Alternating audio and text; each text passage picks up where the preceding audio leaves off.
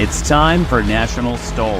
Hot off the heels of some absolutely show-stopping competition in Moses Lake, Washington, the series has crossed the country to the mountains of Clarion County Airport in Schipperville, Pennsylvania for the series' 5th stop.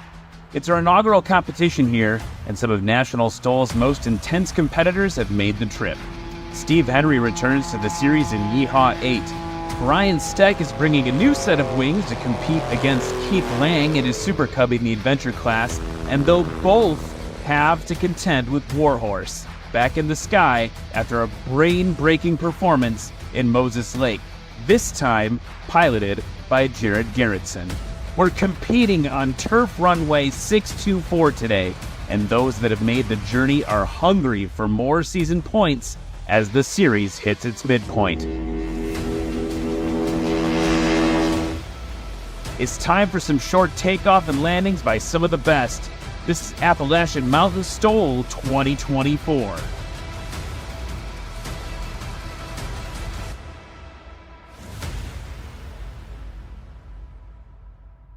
What's up, Av Geeks and STOL Freaks? I'm Ryan Dabrowski, and we are back here at Clarion County Airport at Appalachian Mountain STOL 2024, part of the National STOL Series. And we just finished a pretty exciting practice session. That practice session was scored a little more officially because we've got some weather coming in tomorrow potentially, and so what we want to do is make sure that everyone can have the opportunity to get a score on the board to compete. And so we've got those scores in the book as our backup scores. If we are unable to compete tomorrow, we will revert to those scores. But feeling confident so far. I talked to the race control folks just a little bit ago. They said they're feeling pretty solid about flying tomorrow. They're feeling good about it. I've got Cam Walton here with me as well, and we just watched that practice session together, and we saw some pretty crazy things. What was your favorite moment from that session? I don't know. It's a sensory overload having Steve Henry back. We haven't had him all season. This is his first showing, so right. I'm glad to see him, and of course, he came out and showed out. So yeah, I mean, I'm going to have to say watching Steve perform is probably my favorite moment. I mean, this is going to sound controversial, but Steve, it's like he's going to do insanity every time. And so for me, the story, and maybe this is partly because I was at Moses Lake 2 weeks ago where some of the gauntlets were initially dropped, right? We're seeing a lot of innovation, a lot of exciting things happening in National STOL right now. And one of those things is the Badlands Traveler coming onto the circuit. This new wing design is really ruffling some feathers. And then Brian Steck, like, if nothing else, just loud. Super loud. So that's really fun. You know what else is really fun? Someone just walked into the booth here. Let me see if I can get a mic ready. Uh-oh. We might have a special guest. We have a special guest, I think, to talk to us. I don't have I have to get a chair and everything. I'm unprepared. I'm unprepared for this, but that's all right. We're going to sort it out live. Adapt and overcome. Keith Lang just showed up in the booth to chat with us about what it was like today, and I got to figure out this chair. Where's our producer when we need it? There it is. There's the button. There we go. There we go. We're doing it right now. Boom, got it. I can operate a chair. Keith, come on in, man. Come on in. Come say hi. Hey, brother. What's going on? Here, we'll do these, and that guy. Oh, people are lining up. Everyone wants to talk to us, Cam. There we go. That's for you. And so, Keith, you're flying a 1953 Super Cub. 1956 Super Cub. Oh, I was 3 years off. I was pretty. No, I didn't have my cheat sheet, but. Let me check your mic here. Try that. Try that. Check. No? Try that. Check. There we go. There we go. Yeah. I think more corn dog than ice cream. That's a little broadcaster trick for you. So talk to me about what we heard. It was a little sporty out there today. Yeah. Talk to me about the conditions out there. It was sporty. Yeah, the winds were changing, intermittent. We'd get a good takeoff or kind of a good takeoff, and then as soon as we got off by this back building, it would switch. And there was a couple times that I was coming in, and you could feel it. She just kind of hold, and then all of a sudden it would drop, and then it would pick back up again. But the thing about this is you just can't risk getting that slow in them conditions, and that's just what you got to do. You got to play the air. So, and that's kind of where we're at today. I think that's why there's quite a few landings that were quite a bit extra, besides having a tailwind in some situations. We got Dennis Rowe coming out for a little more practice. I have to ask you a question. So we were looking at, let me find your scores here. I got to ask you about one. So your third run, you had a 92-foot takeoff, but then you kind of just rolled out. Yeah. And we were saying, what happened? Why did he roll out? Because he had such a solid takeoff. Was it just too long, or what? Yeah, it's what happened is when I hit the brakes, one of my brakes slid. So I don't know if I blew a brake line or something, or had air in it, because I did a little brake work on it beforehand, but it gave away and it started to pull sideways. So I just didn't want to take a chance. Yeah, you're just going to roll out and keep on going. And then I pumped it a couple times when I got back over there and played with it, and it seemed like it held when I got up to the line again, and it seemed to be fine. But there was some little glitch in there, and better safe than sorry. Yeah, and the easiest way is just to feed off the brakes. Feed off the brakes and just let it go. Out. Yep. No reason spinning it, That's how you ground loop. And that was back in my. Now, do you have heel brakes or toe brakes in there? I've got heel brakes on. So you're doing the dance. Oh yeah. You're working the rudders, and you're working the brakes all the time. So. And hydraulic heel brakes. Yeah, hydraulic heel brakes. Yeah. Very nice. Yep. So it's still old school, right out of 1956. They're still original. So for folks who maybe don't know, so what we're talking about is most aircraft now have toe brakes where you press the rudder pedals with your feet, and then you push at the top of them with your toes, and that's very intuitive, right? Because you can kind of just keep your feet on it. The older Piper products had heel brakes, so you've got to kind of like, I don't know, I'm trying to like pantomime it. You got to like pop your heels onto separate pedals and then apply rudder and somehow brakes at the same time. That's how you do it. Yep. How did I do? Is that pretty? Yeah, good? You're right on the money. So on the money. You're kind of like a penguin up there, just kind of waddling and trying to work it as you go. So like Happy Feet. Happy feet. Yeah. I'm Happy Feet. I should have that little song playing in there. It's a good idea. So that makes it a lot more difficult. And the thing, when I was a student flying J3s with less power, a little less capable than the Super Cub, my instructor was like, I don't know how to do this all at the same time. And he's like, just don't. Yeah. Just like leave your feet, like the Cub and the J3 in particular, it's gonna stop on its own. Right. Unless you're gonna hit something, just leave those things alone. Because a student especially, you're like, I don't get in trouble with Especially on grass. Right, on grass, it's gonna slide and all that stuff. So, well, that's kind of crazy then, like to think about that work. That's an extra piece of workload for you in the cockpit compared to some of the other guys. Yeah, because you're working the stick, and you're working the rudders, and you're working the brakes, and you're working the power all at the same time.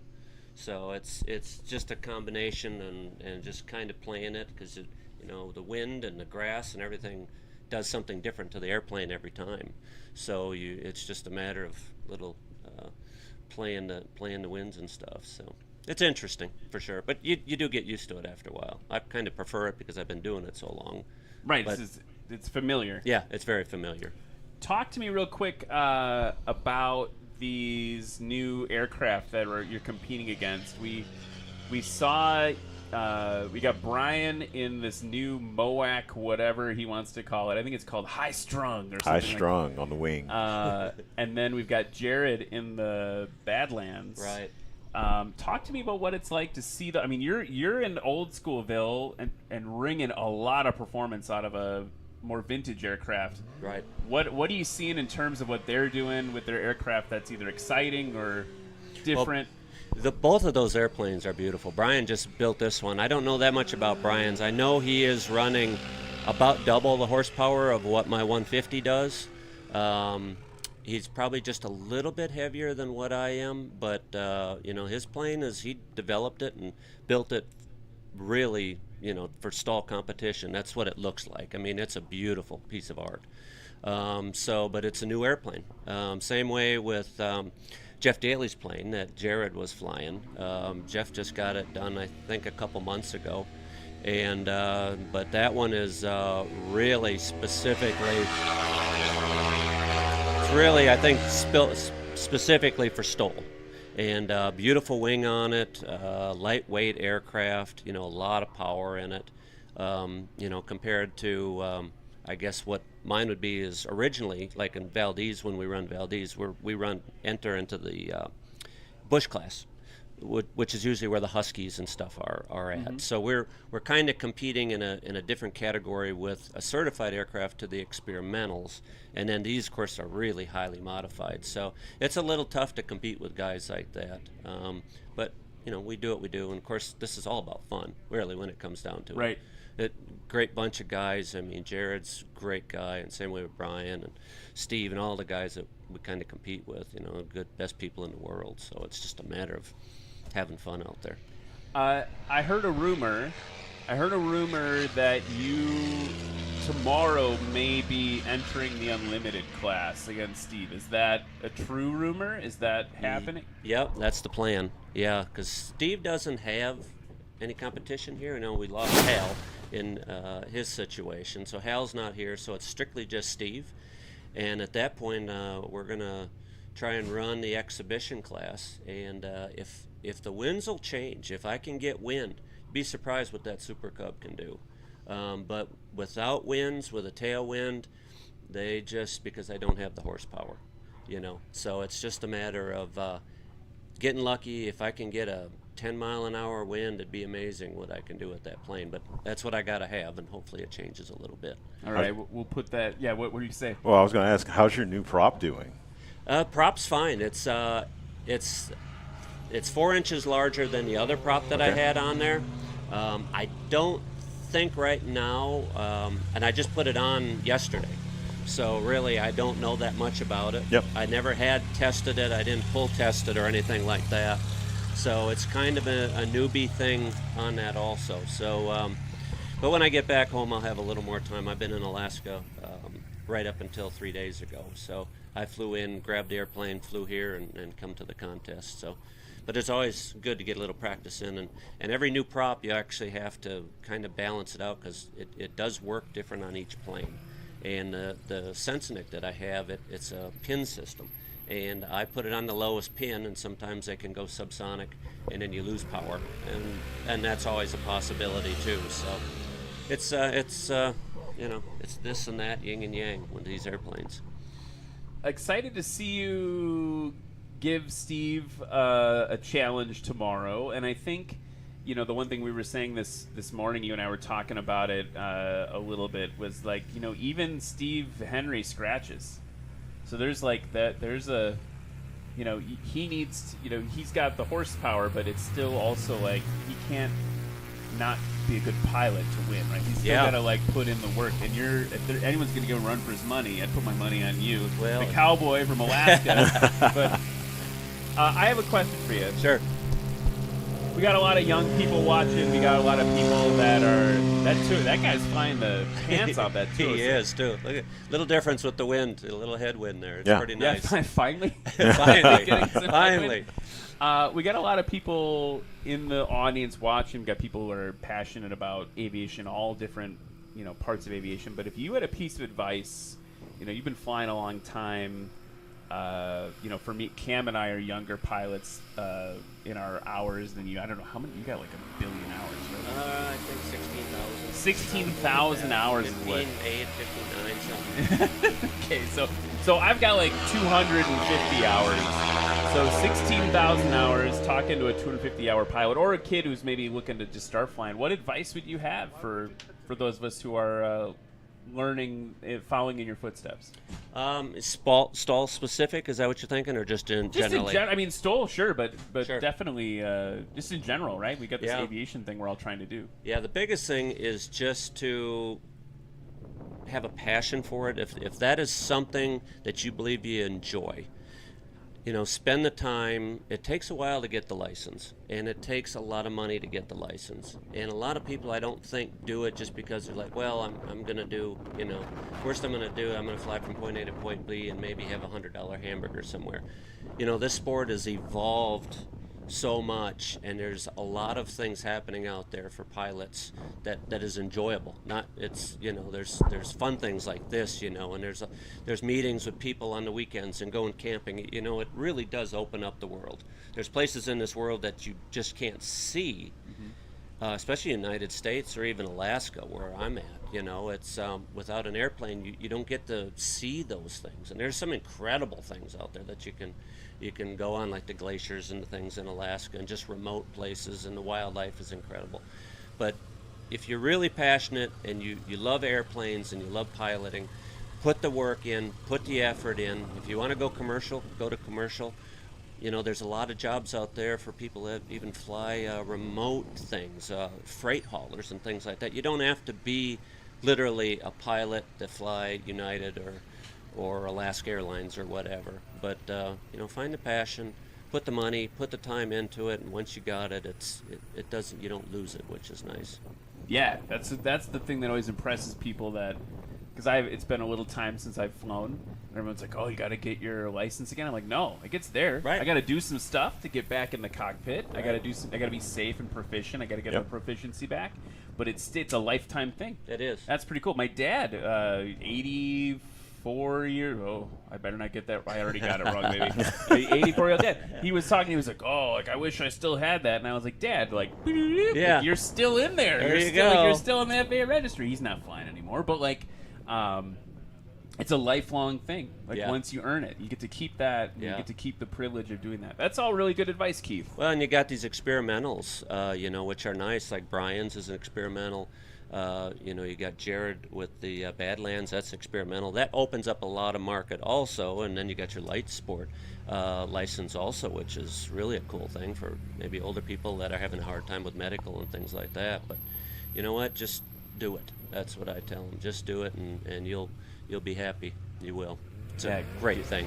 Get out there and do it. And I think you just touched a little bit on one of my favorite parts about National STOL, which is the accessibility, right? So we have the Brian Stecks and I'm thinking about what are the most expensive planes here, right? Brian's is probably right up Brian there. is up there. Maybe Steve's, right? You got Steve's. These, highly modified. Brian was talking about how he's machining his own flat parts and things like that. But you also have the Jalen was in the Citabria. Yeah. That's a real affordable aircraft, vintage aircraft to get in. I guess it's probably vintage by now, right? They make new ones, but you can get a used Citabria for less than a Ford F-150. Oh yeah, right? absolutely. Absolutely. And that's you got a Champ. Yep. Yeah. And your Champs are beautiful airplanes, and they're fairly inexpensive. They're 1940s model. 46. And I got a J3 Cub that's a 46, and I love flying that thing. Doesn't have any flaps, It's like yours, and but you know what? They're very capable airplanes also, but they're fun. And they're cheap. You can run fuel. A lot of them have the STCs, and that you can run MoGas in it, so not aviation gas. So there's ways that you can save money and still have a lot of fun. Yeah, follow your dreams. What's next for you this season? You're here at I want to say Appalachian, but I've been told the locals say Appalachian, and it's getting really in my head. Okay. We're here I'm learning too. We're here at Clarion County. Go with Clarion County. Clarion County I'm having a hard time with it too. We're in Pennsylvania right now.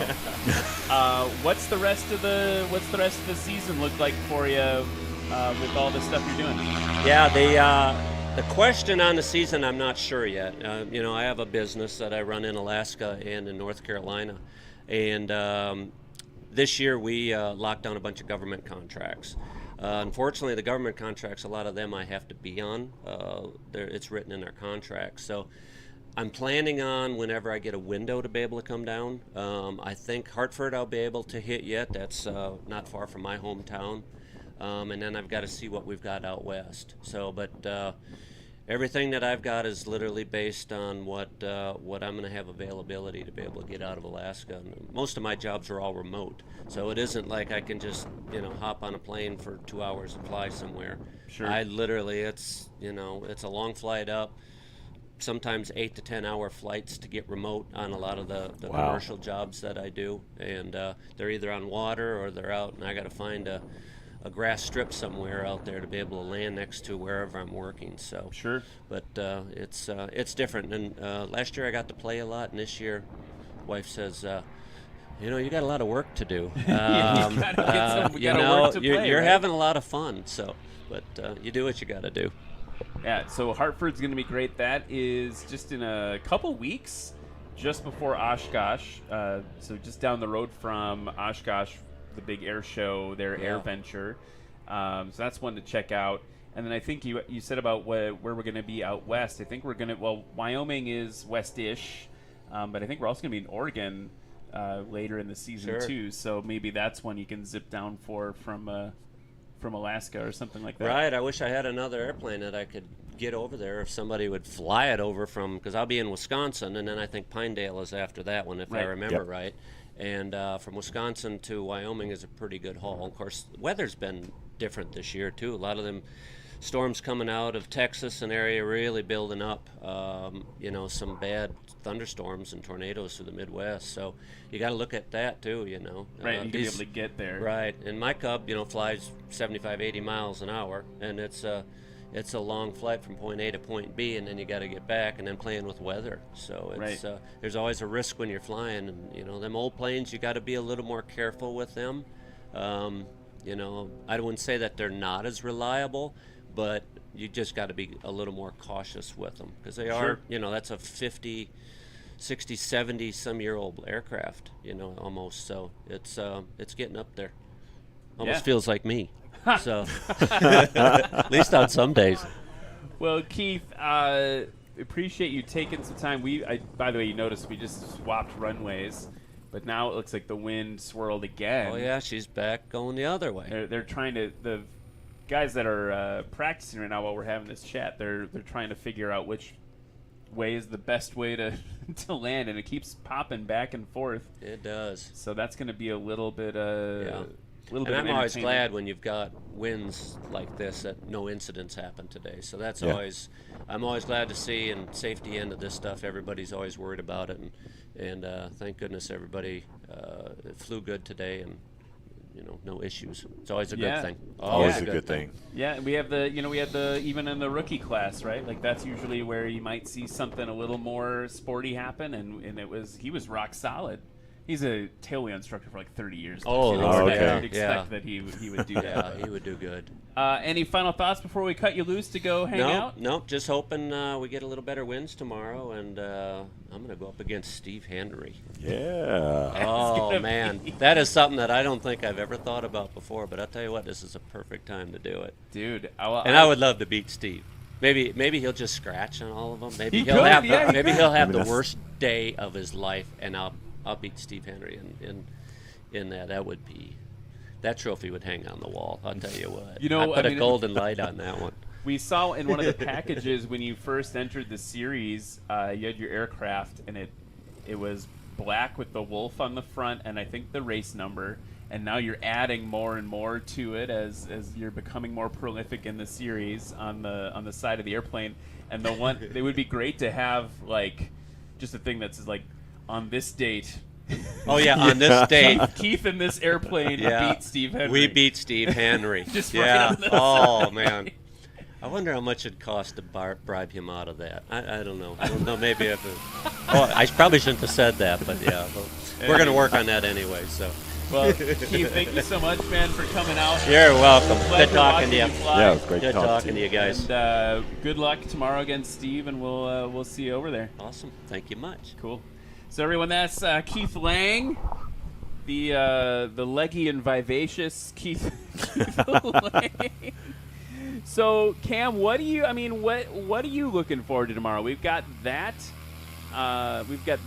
battle between Keith and Steve, which is going to be pretty rad. I mean, the Badlands Traveler is just I want to see it perform. We saw it perform at Moses Lake. I just need to see that aircraft out on the circuit more often and performing. And I know that aircraft is brand new, so I just can't wait to see what tweaks they do to it and what stickers they put on it to make sure that. I'm texting by the way, people are watching me text. I'm texting to see if we can get another guest. Sorry, continue. Oh, no worries.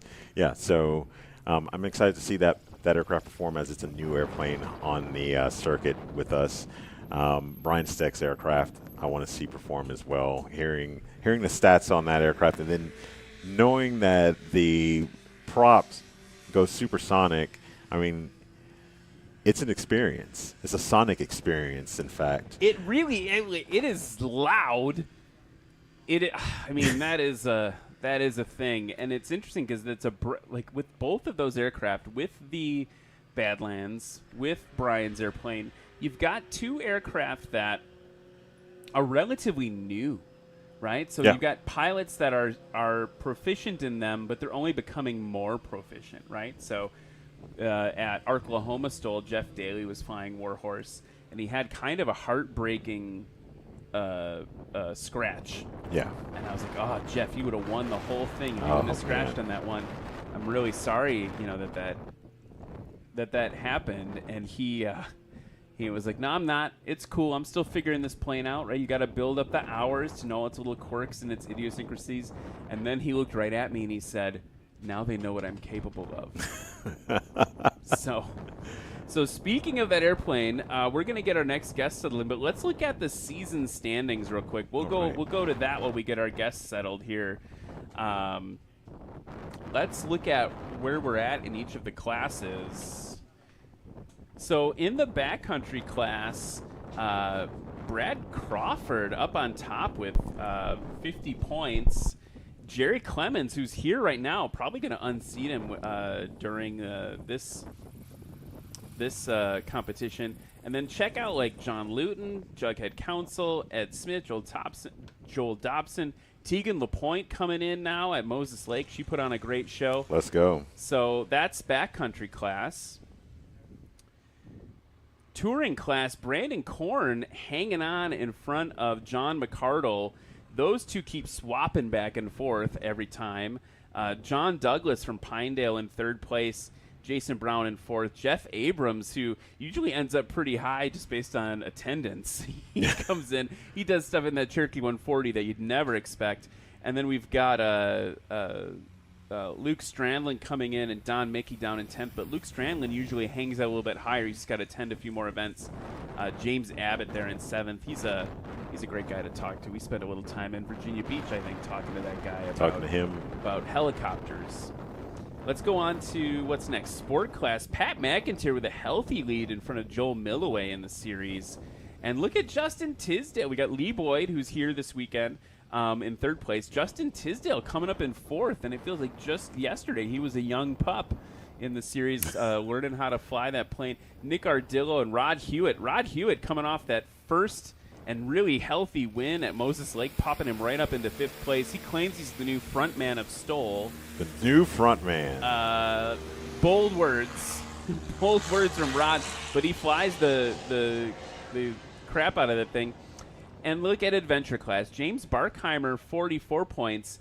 Second place, Jerry Garrison, who happens to be sitting right here between us. Welcome, sir. This is for you. Close to the mouth, like corn dog instead of ice cream. I got you. Yeah. Yeah. Kind of like when they come to do our interviews at the airplane, and they're just right up in your... shoving you right in your Oh man. So hey, you're here.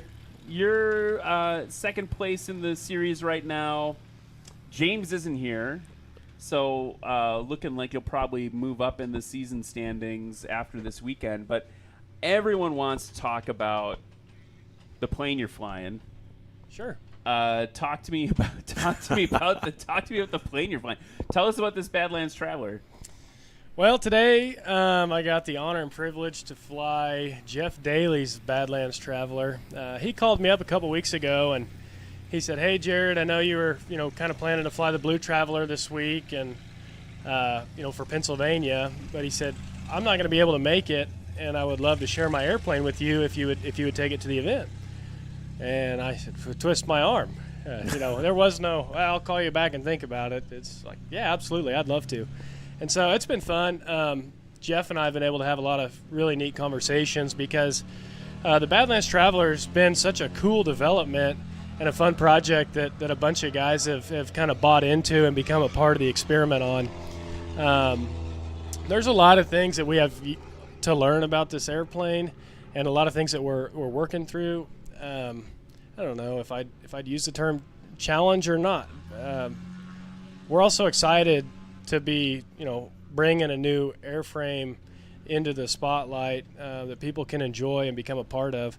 That it's hard to get down about any of it, even when we do face challenges. So yeah, Badlands Traveler today I'm flying. It's Jeff Daly's. It's got an 0360 on the front of it, and it rips pretty good. It feels like it does. Yeah. How many horses is that 0360? You'd have to ask Jeff for exact numbers. I think it's somewhere 215 range, Okay. 210, 215. And he built that motor. Nice. Yeah, it's super neat. He was at least he compiled all the parts and got everything sorted. So yeah, I'm really excited to be flying behind it. We flew 7 hours coming out here from Kansas, and that's been the biggest thing to me about flying this Traveler is having the big cruise speed with the big 29s on it. And my wife came with me. We brought all of our stuff that we needed to be comfortable for a whole weekend and goof off and everything while we're here. One wheels, coolers. You could bring tents. I mean, all of it fits. We're within the CG. We can top the tanks, and then we're doing anywhere from 135 to flat-footed. That airplane will do darn near 150 miles an hour. Which is not, that setup. that's not common. We just heard, Keith Langs in his Super Cub. That's a plane that doesn't go that fast, right? The most STOL aircraft, one of the challenges of the series for people is getting to the show because you're by design, an airplane that flies slower. So Yeah. you're talking about a speed demon, really. Yeah, I mean, all things considered, I was just telling some guys earlier that, man, I really want to put a set of 850s on one just to see. But we're all kind of extremists because we're in the experimental aviation world. And so it's like, no, bigger, faster, stronger, more horsepower, all this stuff. And so this one went, straight into big tires and stuff that way. But with 850s, I don't know. I mean, I'd like to think that a guy could get, a very happy 140 mile an hour cruise. And we could maybe see high cruises up in the 150s. And, I don't know flat-footed what these things would run, but we'll find out. I mean, we got nothing to do but build more, work on more, and fly more. And that's what it's all about. It's just like enjoying people and building really cool stuff that's not been done yet. And I think Clint Busenitz is really the one that deserves the credit. It's his design, it's his airfoil. He developed the wing, the fuselage, everything about it. And something that I really want to try to drive home for people that are watching or listening or even interested in the Badlands is that it is Cub-esque in that it's 2 seats tandem, but it is not a Cub. Right. It's got one lift strut. We got metal wings, and it's not a Cub. So anyway, is that a reference a little bit to the nickname? I think they were calling them Cessna Cubs. Well, I'll tell you what. It started out. That was part of the early development, and that was so Clint. He would say that he's a divergent thinker. Why is it that since the 1940s we've been doing airplanes the same way? We want to do a Super Cub, and then we're going to make the Super Cub a better Super Cub, and it's always Cub stuff. So he decided, hey, I'm going to go take a Super Cub and strap some Cessna wings to it. And he's been paying attention for a lot of years, doing lots of research, and he is a heck of a craftsman. He does a lot of building his own developments and that stuff. And so anyway, he decided, hey, this thing actually goes decently fast for a backcountry airplane. His first one was essentially a modified Super Cub fuselage that he strapped some 150 wings to. And then he went on up to 172 wings, and those were referred to as Cessna Cubs, very much a Cessna wing. This one, what makes it really special is this is his own wing design. He woke up one morning. I'm sure he'd been thinking about it for a long period of time and decided, hey, I'm going to build my own airfoil, my own set of wings, and we're going to do it a little bit differently than everybody else. So take bits and pieces of what you learn all over the place and tie it all together. And he's really just made leaps and bounds, I think, in the experimental aviation world, and we're just on the leading edge of that. Yeah. No pun intended. I want you to ask your question, but real quick, I just want to, for the crowd here in the audience, we've gotten more aircraft that are going to be practicing for you in just a little bit. We're just switching some pilots out, getting some new people in there. Don't forget nationalstol.com/vote. And then separately, if you're here in the audience or watching online and you have a question for Jared or any of the pilots that we're hanging out with right now, throw it in YouTube or Facebook chat comments or whatever, and we will see that and we can actually relay that and answer those questions. So would love for you to ask us any questions you might have. Sorry, I want to interject there. Cam, go ahead. Oh, yeah, no worries. So you're talking about Clint and the wing. So with this aircraft, like, there's always the secret sauce. Like either it can go slow and do that very well, or it can go fast and do that very well, but it can't do both. But this aircraft, technically, it can do both, right? Yeah. I mean, you can plan on flying faster than a 172, and you plan on landing pretty decently slow with a lot of control. And that's kind of the neat and interesting thing. My background is industrial engineering. That's what I went to college for, and I worked as a design engineer for a while. And everybody loves numbers and putting pencil to paper and running simulations. Yep.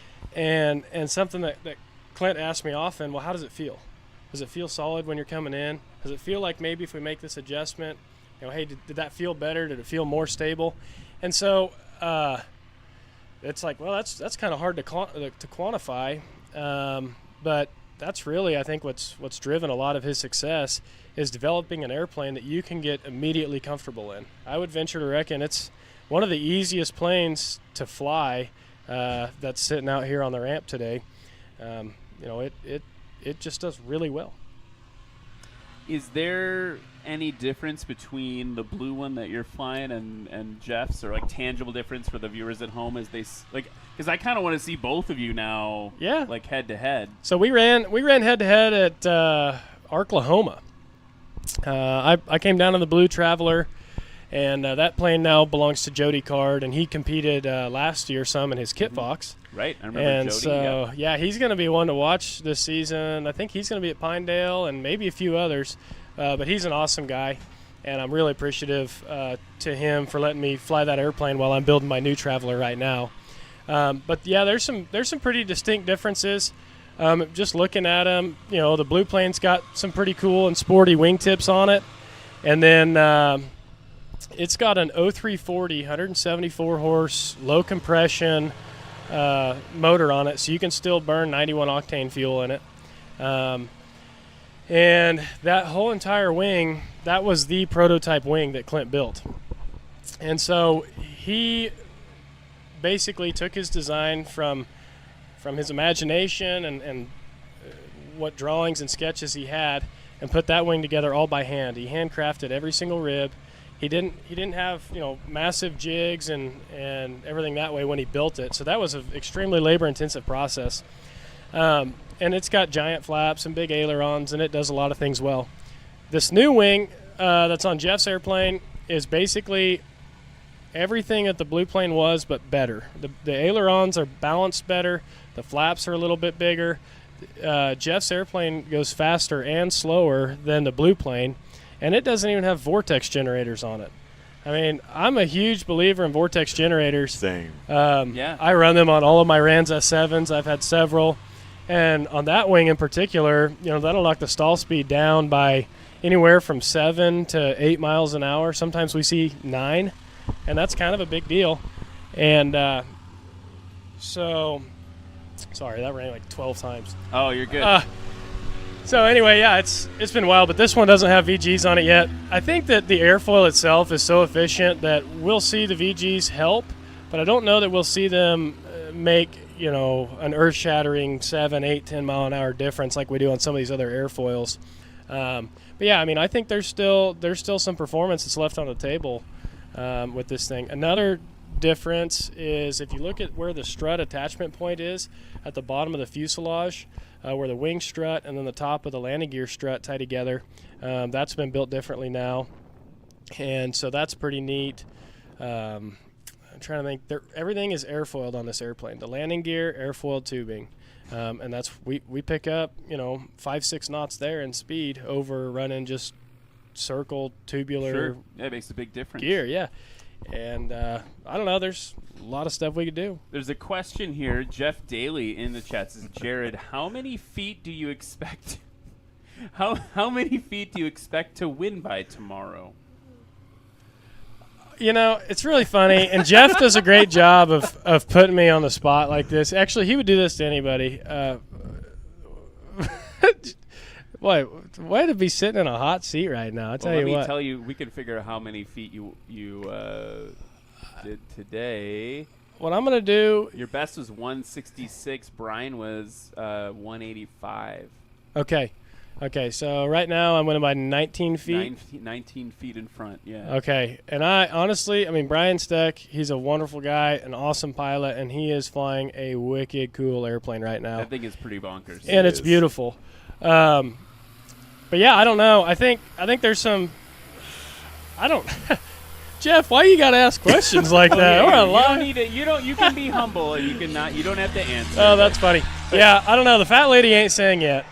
That's how I'll put it. And hopefully Brian will come chat with us too. He was saying like I don't like accredited what he built, right? Just as a credit where credit's due. He was saying to me this morning, he's saying, like if you look at what the Badlands is, and you look at what I'm got in the MOAC, they're like apples and oranges. Yeah, totally absolutely. Different airplanes Yeah. in terms of the way they address power, the way the wings work, the weights alone are drastically different. Sure. And so the fact that you guys are actually, what do we say, 19 feet? Yeah, I can math. 19 feet apart Sure. is a testament, right, to what he's built and what he's learning to fly in that new aircraft too. So let me. Here's the follow-up.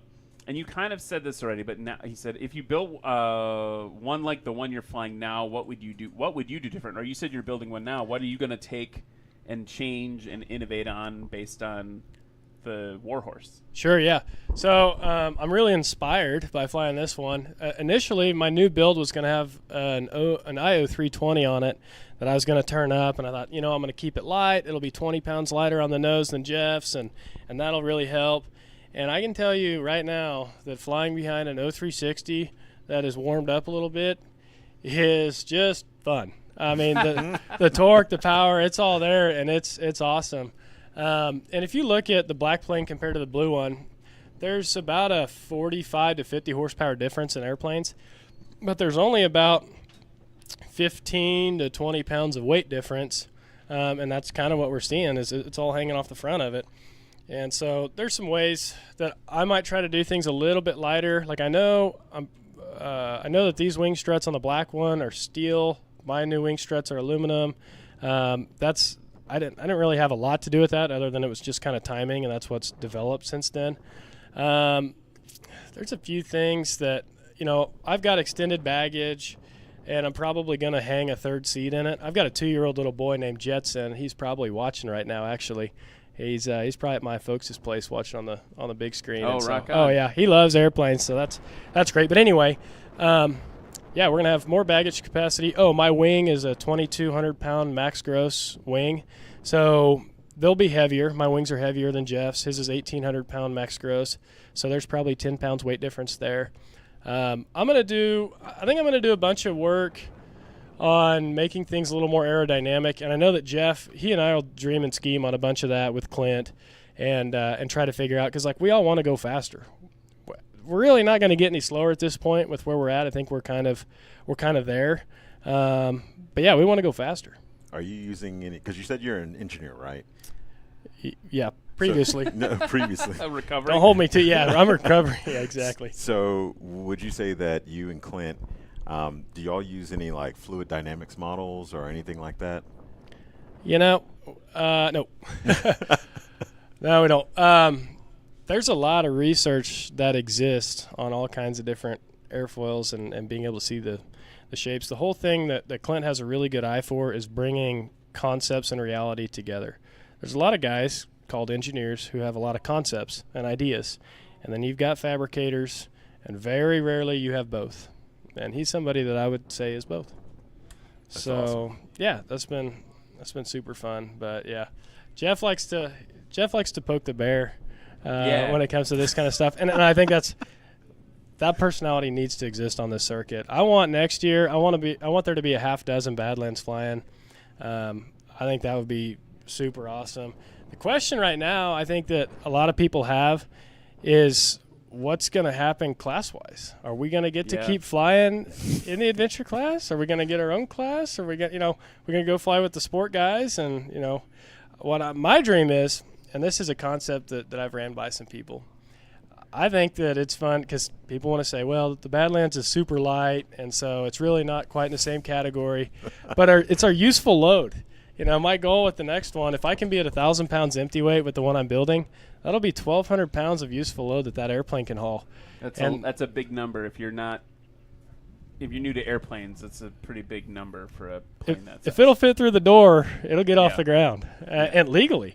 So I think we should do a class where everybody throws 200 pounds of ballast weight in the passenger seat, and then we show up and see who can get out short with 2 fat kids in it.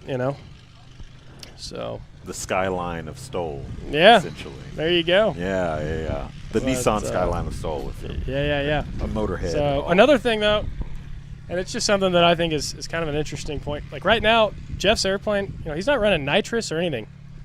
There's other guys out here that are, they're running nitrous, doing a lot of stuff. It's like I think there's some takeoff performance left on the table. If I could figure out how to land this darn thing. Those numbers today were not sexy. I can tell you that for free. I mean, I don't know. You got 100 feet. I mean, you scratched that last one, but you had 100-foot landing. Yeah, that's fair.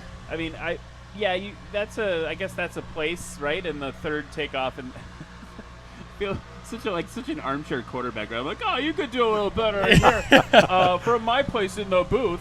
But 51-foot takeoff here, I mean, that was bonkers, right? So I guess, if you're going to improve one number, it's probably easier to improve the landing than the takeoff at this point in wind like you had today, right? I don't know what I'm talking about. That went well. I don't know. I mean, we know the aircraft is capable in Moses Lake. We saw Jeff do a combined score in the 30s. Yeah, 31. 31 feet combined. We had about 30 knots on the nose. I would love those conditions tomorrow.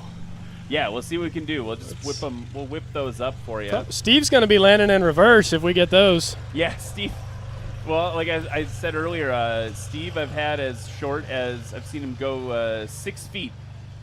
It was the shortest I've seen Steve take off in competition. So is that the world record? I don't know if that's the world record or not for takeoff. Because Frank Knapp, I'm pretty sure, holds it according to the internet. But I'm just curious to see.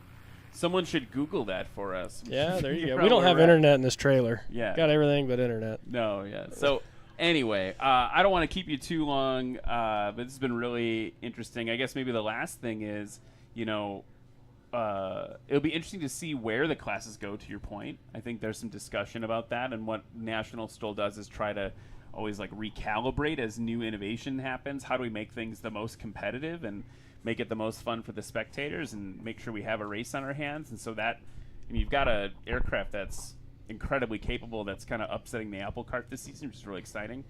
The other thing I was going to say, just in terms of building these, they sound very bespoke. Is this something that is going to hit mass production? Are people going to be able to just crank them out and buy them as kits, or do you have any insight into that part of it? Because you said maybe we'll have a half a dozen on the circuit next year. Yeah. Who's building them? Sure. What can we look forward to? So as of right now, Kevin Hoops, he's selling kits for these, and I don't know how many orders he has, but I guarantee that it is not a very short line. And so that's pretty exciting. What I'm curious to see is the reality of, or what comes to fruition over the next 12 months on that. I don't know. I haven't gotten a number of how many have been delivered. I don't know how many have been ordered exactly, but I know that there's a lot of people that are very interested and that are wanting to buy into the program for sure. And really, I just want to drive home the fact that it's been a major blessing to me to have had the opportunity to come onto this circuit my first year getting to fly a Traveler. I mean, I showed up in Louisiana with there's several S7s and stuff that are flying in the circuit that used to belong to me that I'd sold to guys, and they're doing really well with in that deal. But when I got a chance to buy that blue airplane, that really changed the future of everything that we're doing in terms of everything that exists out here and kind of getting a gauge for people's excitement level and wanting to be a part of that because it's attainable. It's not so insanely expensive that you can't get into it. Like right now, I think you can get into a kit for $80,000 range. I don't see that going down anytime soon, but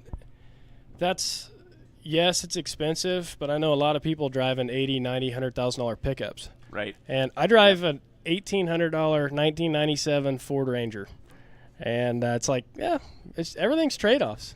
I know. It's just the choices you make. Yeah. I mean, if I wanted to get rid of my airplane and go have a new pickup, I guess that's a choice I could make. But I sold my really nice pickup I had last year and thought, I'm going to dive head first into this. And my wife has really supported me in that. And she's actually been out here today, too. She was on the line looking good. Yeah, she was the line judge if you were watching earlier, yeah. Yeah, so I don't know. But we love coming to these events. It's really fun to see it become more family friendly. I know that she loves being able to be out here, be around all the pilots. It's exciting for her. She just loves people and loves to be a part of all these things that we're out here enjoying. So yeah, it's really been cool.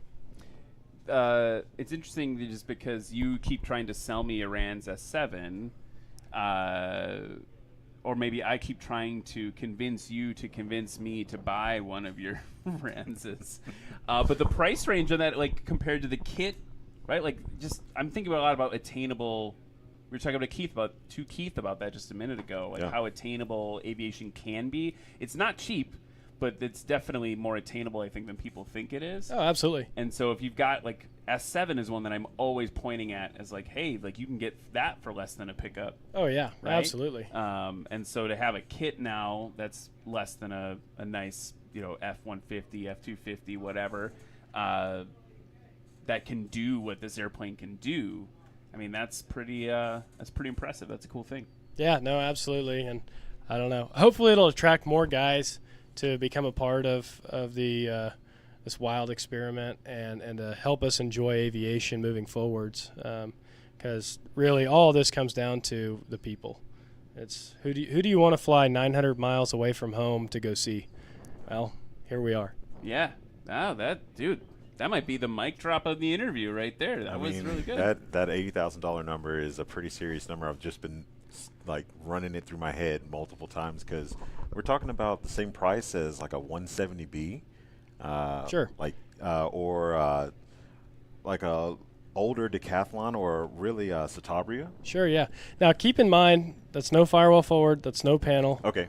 And you still got to build the whole airplane. You still got to do all the work. I'm not, and I'm not trying to discourage anybody there, but if you choose to make the time commitment, it is absolutely attainable.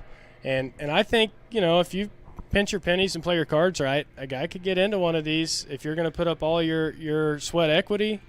I mean, somewhere not much over $100,000. I mean, yeah. I mean, when you're talking about something that from a capability standpoint, and this is why it's upsetting the apple cart and why it's so interesting to see, like from the outside looking in, is that you're talking about something that's outperforming aircraft from other companies that are $300,000, $400,000, $500,000. Sure. Right. And those are maybe different planes, right? Like I think one of the things that Jeff took a lot of pride in talking to him about, he's like, hey, this airplane's built to work. Yeah, right? absolutely. It's built to work. It's built to work at home on the ranch. It's built to work on the competitive field. It's not built to have a lot of comfort.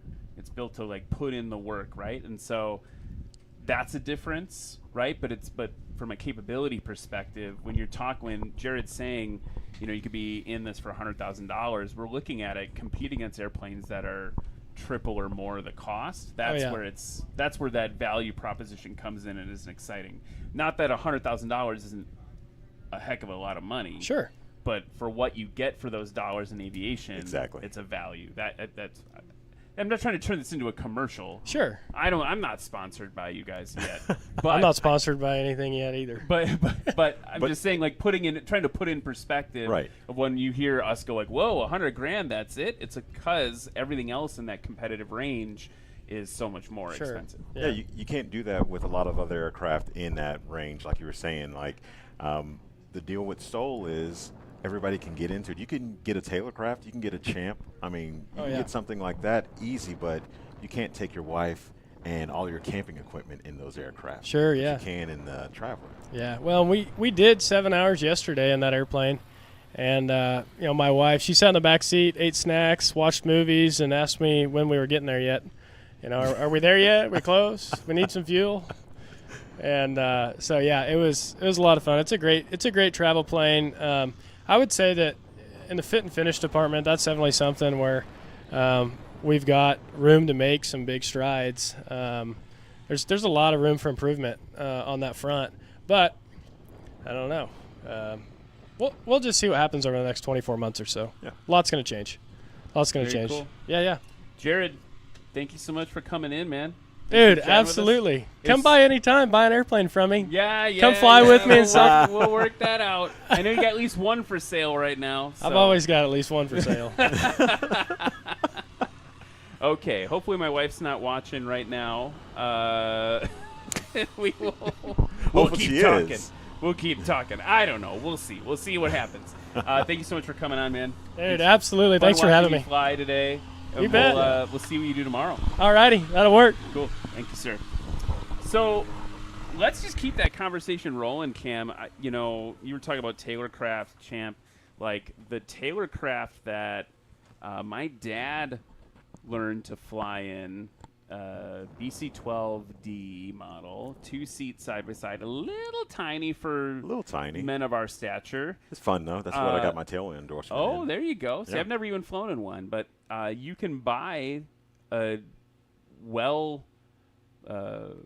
good condition Tailorcraft for $25,000. Absolutely. I mean, Sorry, go ahead.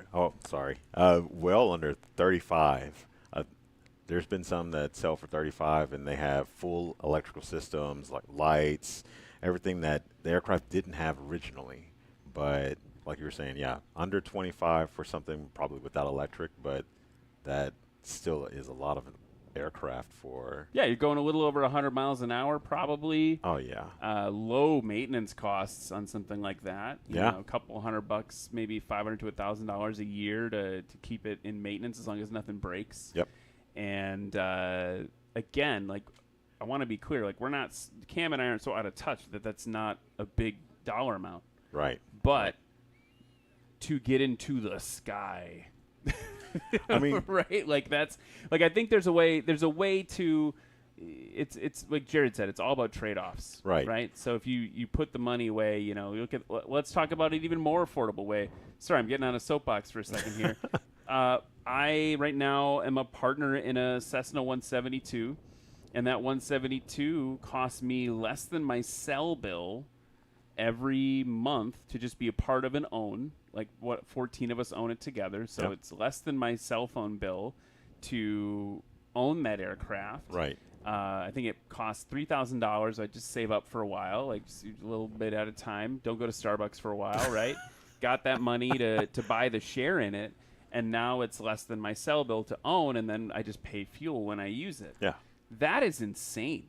That I can like go and that and all this stuff adds up. I'm not trying to beat around the bush about it, but like, if I want to go flying because I share that cost with 14 other people, Yeah. that saved aviation for me.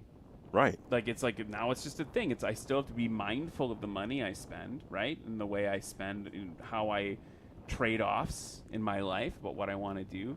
But it is something that was more attainable. When I got my license, my wife said to me, she's like, you're going to get this license. And she wasn't being cruel. This was just being a pragmatist, right? Yeah. She was like, you got the license, but like, how are you going to keep doing it? Yeah. Right? Like, we made the investment in you getting the certificate. How are you going to keep doing it? And that was a real eye-opener for me. That was a fair question for her to ask. And I did a lot of research, and it's like, boom, there's flying clubs, there's vintage airplanes. The flying clubs, yeah. There's experimental aircraft we're talking about, performance per dollar, right? There's all these ways that aviation can be accessible to you, like flying your own airplane or one that you co-own, or I mean, renting weirdly becomes more expensive after you get your license. That one that just flew by there, that's very expensive. Very expensive. That's the opposite of attainable, but cool. I just heard Race Control popped in our ears and said that's you could buy that one for $1.3 million. Yeah. That's the other side. Cam, we're about wrapped up here in our little post show for today, but I wanted to ask you what you're looking forward to Steve and Keith tomorrow. We talked about that. Anything else you're looking forward to tomorrow? Great weather. I'm hoping that whatever weather's on its way kind of skirts around us or disappears. Yeah, we're hearing about this rain, hearing about this potential rain coming in and some wind and stuff, and so that's something we're hoping to either delay. I mean, you never know with forecasts; they're so volatile until only just before, right? So yeah, I agree. That would be great. It'd be great to compete tomorrow. Last I heard, the folks on the National STOL side, on the other side of this wall, were saying that they were giving it like 80% we're going to be good to go. There's just that small chance, and of course in aviation you want to make sure you're prepared for everything, so that's why they were like, let's get some scores in the book today to see how things shake out for tomorrow, and all the pilots are on board with it. They'd rather have scores and then still compete than not have scores, and if they couldn't compete. So that'll be cool to see. I also want to see what happens with some of our newcomers, right? We had Jalen in the Citabria today. Okay, yeah, and let's go back through real quick. She was, in the Bush class. So she had that one landing that ran long, but had a 350-foot takeoff in a Citabria. First time out, I'm pretty sure, for Jalen. First time out for us. That's really respectable, and so tomorrow would love to see what she brings to the table and how she can give the dudes a run for their money. Also, just want to say what's been really cool this month in particular, but this season in National STOLs, we're seeing a lot more women flying in the series, which is really cool. Jalen, this time we had Tegan LaPointe. She was flying at Moses Lake, and talk about someone who's competitive and aggressive. She jumped in Jughead's airplane. I mean, Yep. You challenge an F-15C fighter pilot to anything. I mean, you're bringing the heat because they won't back down. No, he did not. I think he still won, but I mostly think she won for the challenge, for dropping the gauntlet and saying, I bet you can't even beat me in my own plane. Oh, yeah. And they swap planes like that. So that was pretty cool. So that's cool to see in this series, to see more women participating and flying with us.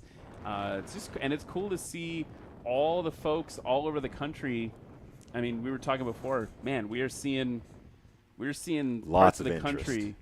Do you have a favorite stop so far this year? Oh, man, this year, Patriot Air Park was really awesome. I mean, the weather was, it was hit and miss, but that was a good spot. The military aviation museum for Heritage that STOL. was Av Geek heaven. Yeah, that was really cool. I mean, when you get to see an F4F land and take off on the STOL line here, yeah, it was pretty bonkers. Yeah. I often forget that was a carrier aircraft back when they didn't have steam catapults. So, I mean, it's a STOL aircraft. Yeah, doing real STOL work, right? Yeah. That, and a shout out to Military Aviation Museum. If you're ever down in Virginia Beach, check them out. They've got an amazing collection, and they were so kind, such good hosts, and the history there. Oh my goodness, just bonkers. I mean, they have a mosquito. Yeah, they have a mosquito. They have a lot of airplanes that you don't get to see a lot of places, but on top of that, they have a World War II control tower from England. Oh, yeah. That was shipped over brick by brick and reassembled here in the United States. It's the only time that's happened. Britain, I guess, is actually kind of mad about it. Okay. They've gotten letters. They said Britain wants it back. So that it's just a cool thing. The circuit's been amazing. We are seeing lots of people that, this is like Jared said. He's like, you're flying 900 miles to be with people. Yeah. Right? Like, it's got to be worth it. Yeah. And on top of that, we can't forget about National STOL, which gives you the opportunity to fly at home.